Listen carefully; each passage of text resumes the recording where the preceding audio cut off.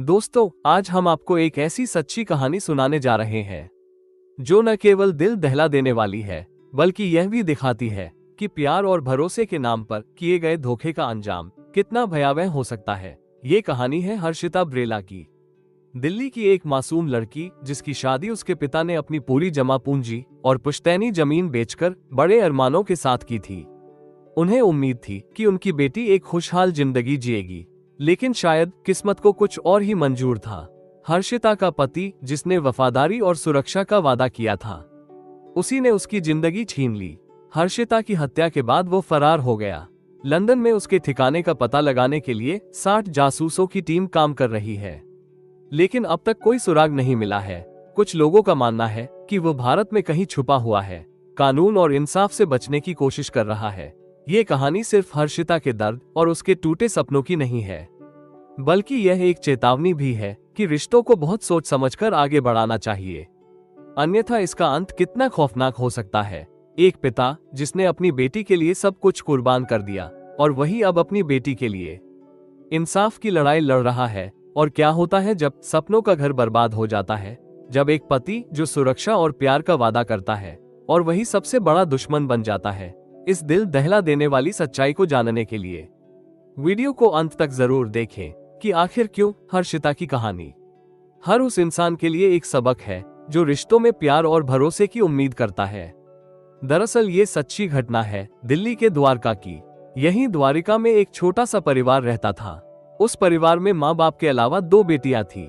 बड़ी बेटी का नाम सोनिया था, जिसकी शादी हो गई थी, और छोटी बेटी जिसका नाम हर्षिता था, वो दिल्ली यूनिवर्सिटी से पढ़ाई कर रही थी। उस परिवार में केवल 2 बेटियां ही थी, कोई बेटा नहीं था। पिता पेशे से एक ड्राइवर थे। सब ठीक चल रहा था। बचपन से ही दोनों बहनों में एक अलग तरह से लगाव था। छोटी बहन बड़ी बहन को राखी बांधती थी। हर्षिता ने दिल्ली यूनिवर्सिटी से ग्रेजुएशन पूरी करने के बाद उसने बीएड भी किया था, क्योंकि उसकी बड़ी बहन की शादी हो गई थी। और फिर अब जो परिवार वाले हैं, उन्होंने हर्षिता के लिए भी लड़का देखना शुरू किया। आजकल अधिकतर शहरों में मैट्रिमोनियल जो ब्रोकर होते हैं, परिवार वालों ने उन्हीं के जरिए लड़का देखना शुरू किया था। और उन्हें पंकज लांबा नाम का एक शख्स, जिसकी आप तस्वीर देख रहे हैं, ये शख्स मिल गया था। और परिवार वालों ने उसे हर्षिता के लिए पसंद कर लिया था, क्योंकि जैसा आप तस्वीर में देख रहे हैं, देखने में तो वह ठीक ठाक था ही, साथ में वह लंदन में रहता था और वहां पर उसकी अच्छी खासी नौकरी थी। यानी पंकज पूरी तरह से लंदन में सेटल था, जबकि पंकज का परिवार यही अपने इंडिया में ही रहता है। अब जब पंकज को पसंद कर लिया जाता है और बातचीत हो जाती है, ये बात थी जनवरी 2023 की, तो शादी की तैयारी करनी शुरू हो जाती है। लेकिन अब ऐसे में एक सवाल ये था कि जो पंकज है वो लंदन सेटल है, वो लंदन में रहता है, और इसीलिए इन लोगों को सबसे पहले वीजा अप्लाई करना था, ताकि हर्षिता की जब शादी हो तो वो विदा होकर लंदन जा सके। और वीजा के लिए पति का नाम होना जरूरी था। इसीलिए यह एक बार नहीं बल्कि 2 बार शादी करते हैं। कैसे करते हैं वो मैं आपको बताता हूँ। सबसे पहले ये लोग साल 2023 में कोर्ट मैरिज करते हैं।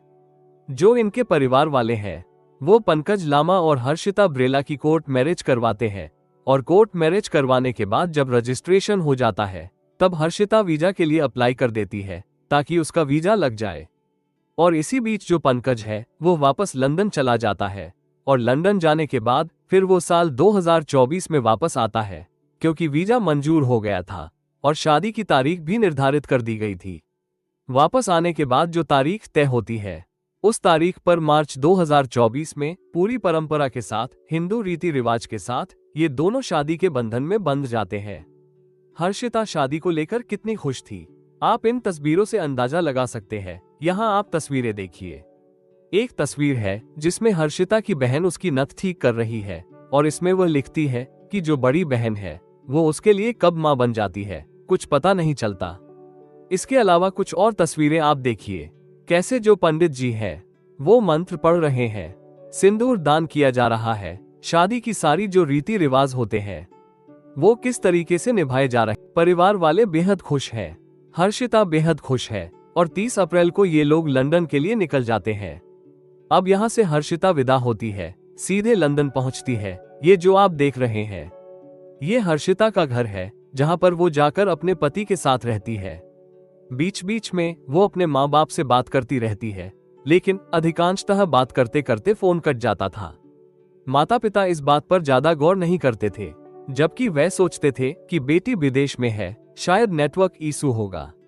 जबकि फोन कटने के पीछे बात कुछ और ही थी। खैर, वक्त आगे बढ़ता है और धीरे धीरे ये चीजें शुरू हो गई कि हर्षिता लगातार अपने पेरेंट्स से बात नहीं कर पाती। कई दिन निकल जाते हैं और फिर एक दिन हर्षिता अपनी बहन से बता देती है कि जो पंकज है वो उसको ठीक से नहीं रख रहा है, वो उसके साथ मारपीट करता है। वीडियो में आगे चलें उससे पहले एक बात और बता दूं, हर्षिता ने अपने पति पर डोमेस्टिक वायलेंस का केस भी किया था, क्योंकि उसने अपनी पत्नी यानी हर्षिता को बेहद बुरी तरीके से मारा था। और इस चीज का गवाह एक पड़ोस में रहने वाली महिला बनती है, जो पुलिस को बताती है कि हाँ, उन्होंने आवाजें सुनी थी कि इनके घर से एक महिला के रोने की आवाजें आई थी। वो फॉरेन लैंग्वेज में बात कर रहे थे।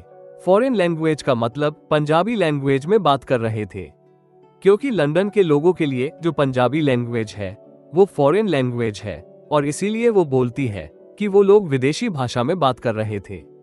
इसलिए मैं समझ नहीं पाई थी, लेकिन चीखने चिल्लाने की आवाजें थी और लड़की रो रही थी। और जब पुलिस छानबीन करती है और पुलिस जब हर्षिता के घाव को देखती है तो उन्हें पता लगता है कि हाँ, जो पंकज लामा है वो उसे टॉर्चर करता है, उसके साथ डोमेस्टिक वायलेंस करता है। और इसी सिलसिले में जो कोर्ट है लंदन की, उसने पंकज को कहा था कि आप अपनी पत्नी से दूर रहेंगे जब तक वो आपके साथ कंफर्टेबल नहीं हो जाती। इस तरीके से जो पंकज है वो लंदन में अपनी पत्नी से थोड़े दिन दूर भी रहता है, लेकिन धीरे धीरे चीजें ठीक होती है और फिर से दोनों में बातचीत शुरू होती है और हर्षिता पंकज के साथ रहने लगती है। लेकिन पंकज का जो रवैया है वो ठीक नहीं होता। हर्षिता जब कभी अपने माँ बाप से बात करती और पंकज देख तो वो हर्षिता का फोन काट दिया करता था। इसलिए हर्षिता जब भी अपने परिवार वालों से बात करना चाहती तो वो बाथरूम में जाकर छुपकर बात करती थी। अब 10 नवंबर 2024 की बात है, जब हर्षिता ने अपने परिवार वालों से वीडियो कॉल पर बात की थी। वो बड़ी खुश थी और उसने कहा था कि पंकज घर आ रहा है और मैं उसके लिए कुछ पकौड़े और साग बना रही हूँ, जो उसे बेहद पसंद है। और इस पर उसकी बहन ने पूछा था कि तुम लोगों की तो लड़ाई हुई थी, वो तुझे मारता पीटता है, अगर ऐसा कुछ है तो वापस घर आ जा। लेकिन हर्षिता ने कहा था कि दीदी, अब सारी चीजें ठीक है, अब धीरे धीरे सिचुएशन सही हो रही है। अब क्योंकि 10 तारीख को पंकज घर आता है और 11 तारीख को परिवार वालों की तरफ से वाईफाई से कॉल करने की कोशिश की जाती है, क्योंकि हर्षिता विदेश में थी और वहां बात करने के लिए वीडियो कॉल के द्वारा ही बात किया जाता था। लेकिन हर्षिता फोन नहीं उठाती। परिवार वाले परेशान होते हैं कि अभी 10 तारीख को हमने वीडियो कॉल पर बात की थी और वो खुश थी, लेकिन अचानक 11 तारीख को फोन क्यों नहीं उठा रही है। फिर भी सबको लगता है कि हो सकता है वो लोग कहीं घूमने फिरने गए होंगे। अब 11 तारीख बीत जाती है और 12 तारीख आ गई थी, और जब 12 तारीख को भी हर्षिता को फोन किया गया लेकिन उसने फोन नहीं उठाया, तो इस पर फिर जो परिवार वाले हैं वो पंकज को कॉल करते हैं, क्योंकि उन्हें पता था कि पंकज हर्षिता के साथ है। अब जब पंकज को कॉल किया जाता है तो पंकज भी रिस्पांस नहीं देता। अब सब डर जाते हैं, उन्हें किसी अनहोनी के आसार दिखाई देने लगे थे। फिर तारीख आती है 13 नवंबर। 13 नवंबर को फिर से हर्षिता को कांटेक्ट करने की कोशिश की जाती है, लेकिन कोई जवाब नहीं आता। तो पिता व्हाट्सएप पर एक मैसेज करते हैं। मैसेज में लिखते हैं, क्या बात है बेटा, सब ठीक तो है। यह मैसेज 13 नवंबर को किया जाता है, और जब मैसेज का भी कोई रिस्पांस नहीं आता तो फिर जो हर्षिता और पंकज के जो जानकार लंदन में रहते थे उनसे बात करने की कोशिश की जाती है, लेकिन वो लोग भी परिवार वालों की कोई मदद नहीं करते।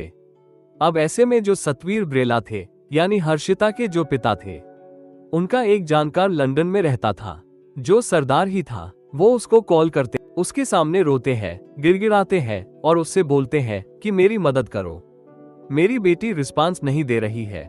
वहां आसपास कोई पुलिस स्टेशन है, वहां जाओ और वहां पुलिस वालों को बताओ, शायद कुछ अनहोनी हो गई है।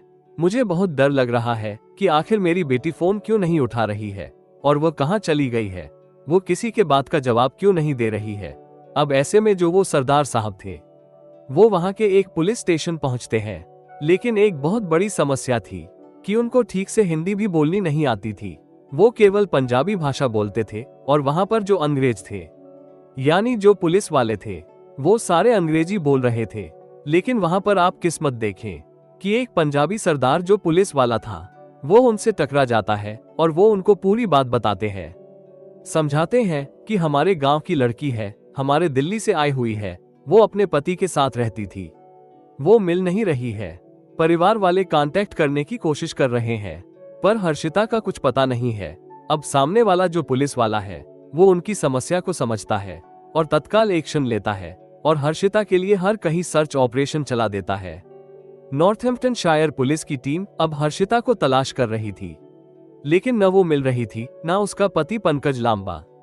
पुलिस कॉल डिटेल और गाड़ी के रजिस्ट्रेशन नंबर से भी सुराग ढूंढ रही थी, पर हर्षिता का कोई सुराग नहीं मिला। 24 घंटे बीत जाते हैं। 24 घंटे बाद 14 नवंबर को कोरबी से ठीक 95 मील दूर ईस्ट लंदन में पुलिस को कुछ लोग एक लावारिस कार खड़ी होने की सूचना देते हैं। जिस जगह ये कार खड़ी थी वो रिहायशी इलाका था। अमूमन यहाँ कोई अपनी कार यूं पार्क नहीं करता था। सूचना मिलने पर पुलिस की टीम मौके पर पहुंचती है। यही वो जगह है जहां पर वो कार खड़ी थी। कार लावारिस हालत में खड़ी थी। जब कार की तलाशी ली जाती है तो आगे और पीछे की सीट पर कुछ नहीं मिलता, लेकिन जैसे ही पुलिस कार की डिक्की खोलती है तो उसके होश उड़ गए थे, क्योंकि कार की डिक्की के अंदर हर्षिता मिल गई थी, लेकिन वो जिंदा नहीं थी। अब तक वो एक लाश बन चुकी थी और जैसे ही कार में लाश मिलने की खबर पूरे इलाके में फैलती है तो लोग सन्न रह जाते हैं। लाश को पोस्टमार्टम और फॉरेंसिक जांच के लिए भेज दिया जाता है। 15 नवंबर को ही फॉरेंसिक रिपोर्ट भी आ जाती है और ये साफ हो जाता है कि मरने वाली हर्षिता ब्रेला ही है और अब मिसिंग रिपोर्ट मर्डर केस में बदल चुकी थी।